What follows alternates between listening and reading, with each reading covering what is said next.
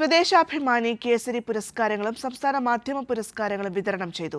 പുരസ്കാര ജേതാക്കൾ മുഖ്യമന്ത്രി പിണറായി വിജയനിൽ നിന്ന് പുരസ്കാരം ഏറ്റുവാങ്ങി. മാധ്യമ സ്വാതന്ത്ര്യ പട്ടികയിൽ ഏറ്റവും താഴെയാണ് ഇന്ത്യയെന്നും ഇടതുപക്ഷത്തെ എതിർക്കുന്നു എന്നതിന്റെ പേരിൽ വർഗീയതയെ മഹത്വവൽക്കരിച്ചാണ് അത് നാടിന്റെ ജനാധിപത്യ സംവിധാനങ്ങളുടെയും നഗരത്തിന്റെ നാശത്തിന്റെ വഴിയാണെന്നും മുഖ്യമന്ത്രി വിമർശിച്ചു. ത്തിനെതിരെ നിലകൊണ്ടാൽ ഏതു വർഗീയതയും ശുദ്ധമാകുമെന്നതാണ് ഇപ്പോൾ ചില മാധ്യമങ്ങളുടെ ഭാഷ്യമെന്ന് മുഖ്യമന്ത്രി പിണറായി വിജയൻ പറഞ്ഞു. വർഗീയതയുടെ വിഷവിത്തുക്കൾ ഉയർന്നു വന്നിടങ്ങളിലെല്ലാം ആദ്യം വേട്ടയാടപ്പെട്ടത് മാധ്യമങ്ങളാണ്. വർഗീയതയ്ക്കെതിരെ മാധ്യമപ്രവർത്തകർ ഒറ്റക്കെട്ടായി അണിനിരക്കണമെന്നും മുഖ്യമന്ത്രി ചൂണ്ടിക്കാട്ടി.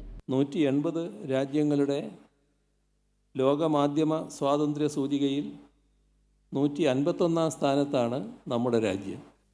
കേരളത്തിലെ മാധ്യമങ്ങളുടെ കാര്യമെടുത്താൽ സംഘപരിവാർ നയങ്ങളോട് വലിയ എതിർപ്പൊന്നും പ്രകടിപ്പിക്കാതെ മുന്നോട്ട് പോവുക എന്നതാണ് ബഹുഭൂരിപക്ഷ മാധ്യമങ്ങളുടെയും നയമെന്ന് കാണാൻ കഴിയും.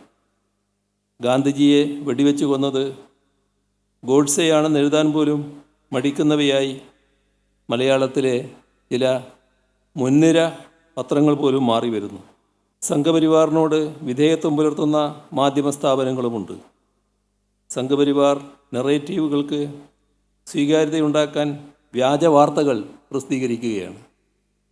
അത്തരം മാധ്യമങ്ങൾ വാച്ച് ഡോഗല്ല, ലാപ് ഡോഗാണ് എന്ന് പറയുന്നത് എത്രയോ വലിയ ശരിയാണ്. 2021, 22, 23 വർഷങ്ങളിലെ സ്വദേശാഭിമാനി കേസരി പുരസ്കാരങ്ങളാണ് വിതരണം ചെയ്തത്.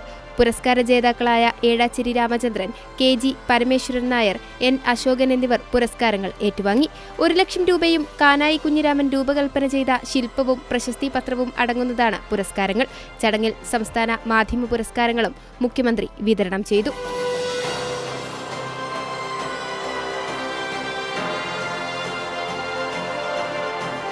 കൈരളി ന്യൂസ്, തിരുവനന്തപുരം.